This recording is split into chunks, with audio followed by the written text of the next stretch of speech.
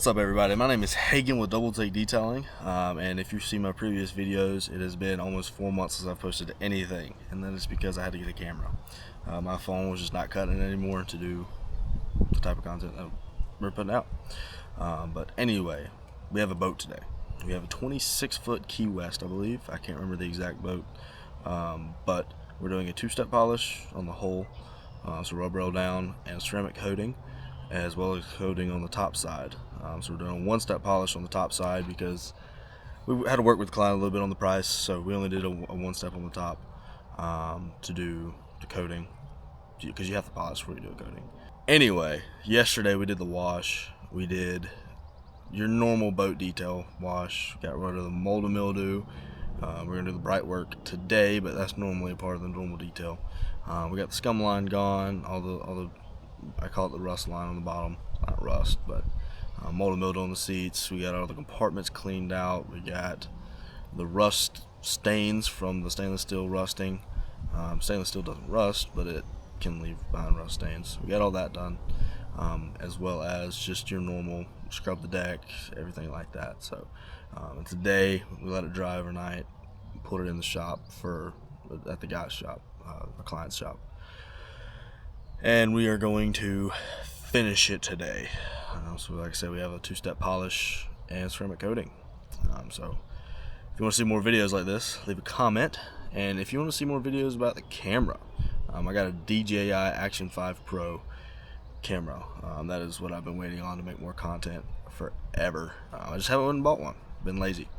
But I finally got one, and I am absolutely loving it. Shoots in 4K. Right now I'm shooting in 4K with 30 frames per second. 16:9 resolution, which you can also shoot in like a TikTok format, short form.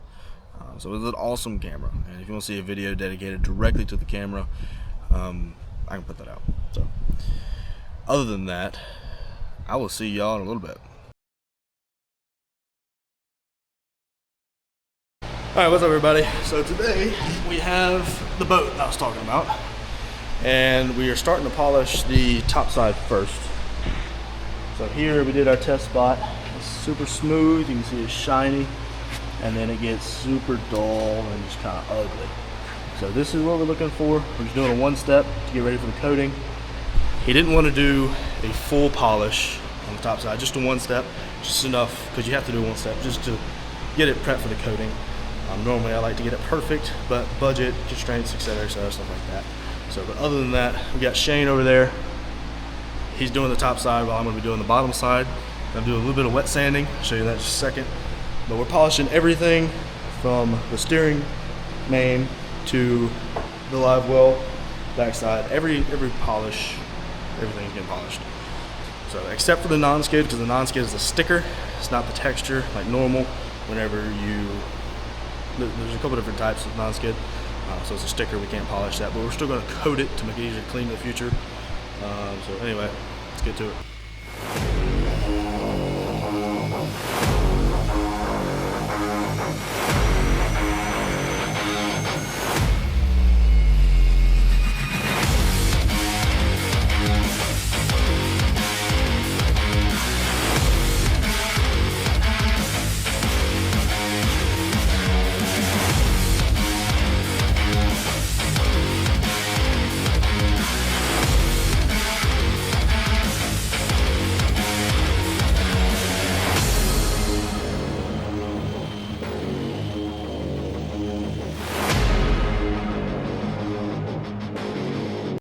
If you do it wet, don't go back with dry. If you go back with dry, it'll be a different aggressive level of sanding. So if you do one part wet, do the rest wet. Unless you're going to go back, sand that dry, and then go back and sand that wet again. But if you're going to do it wet all the way. If you're going to dry, do it dry all the way.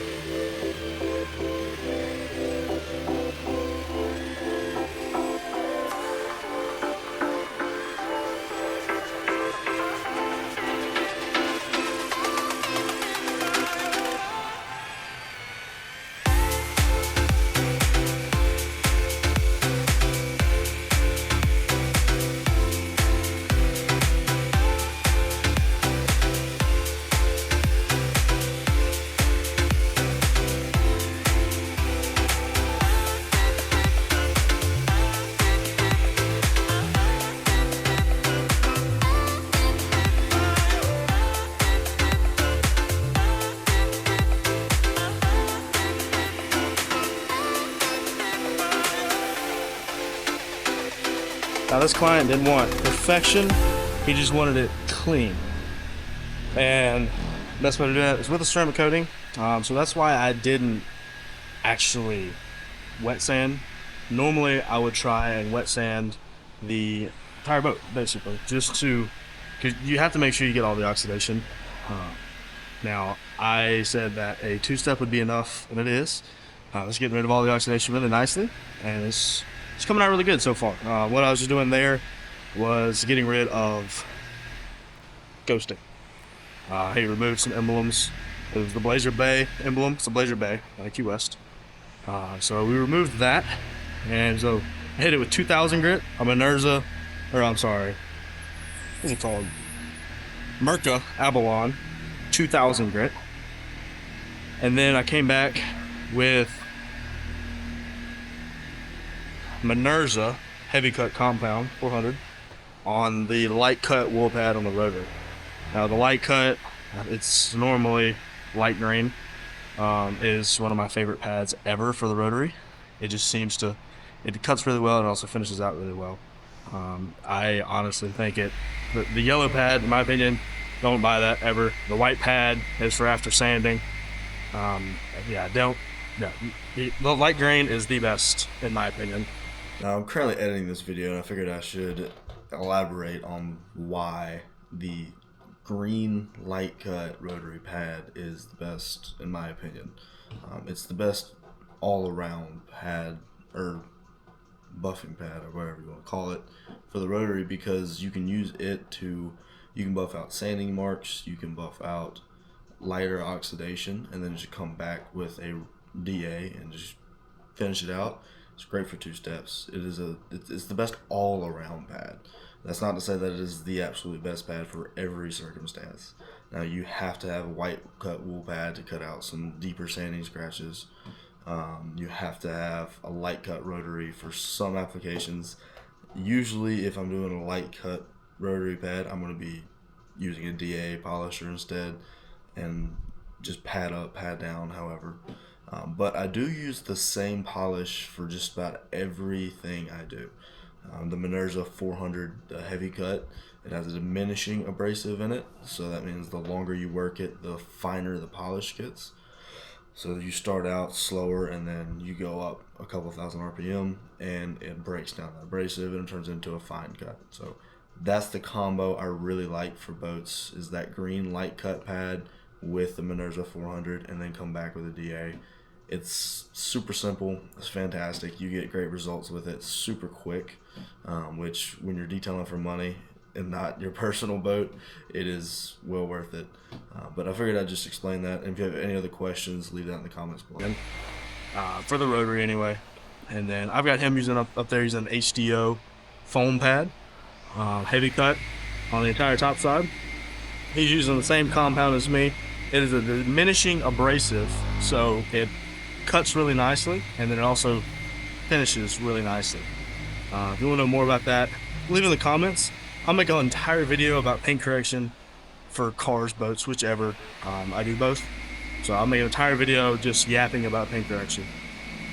But other than that, I'm going to quit yapping and finish the first step for the entire bottom, and by that time he should be about finishing up the top side, and then we'll knock out the bottom side with the second step of polishing, and then we'll almost be ready to ceramic coat.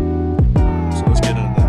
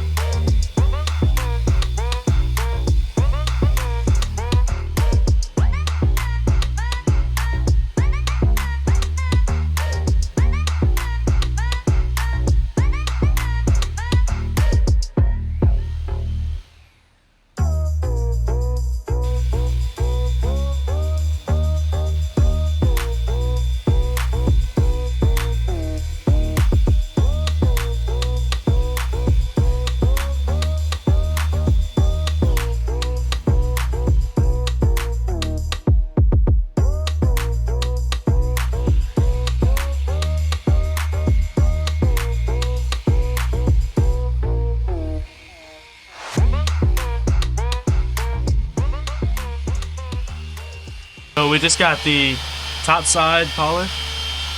He's finishing up the second step on the bottom side.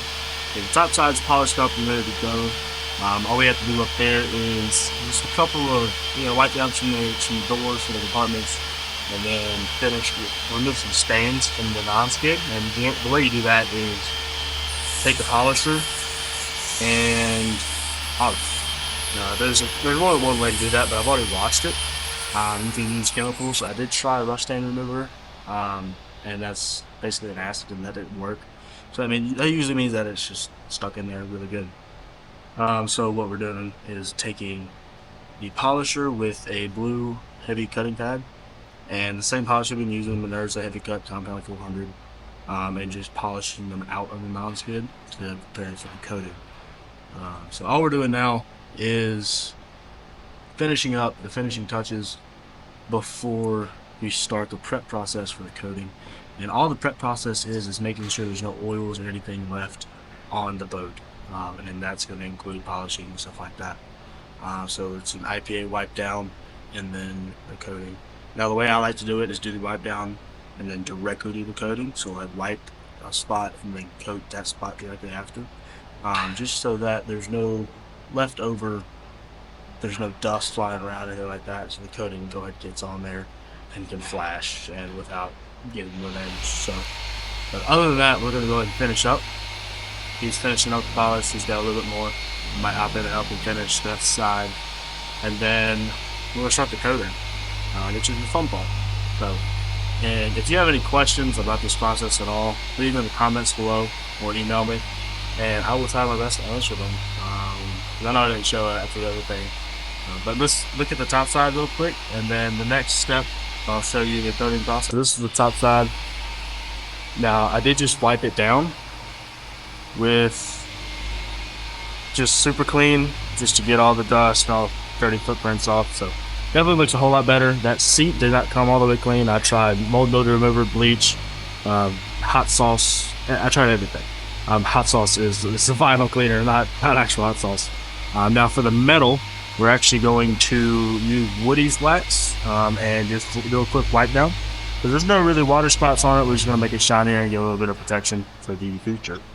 The metal includes the rod holders, all the T-top, the top of the T-top.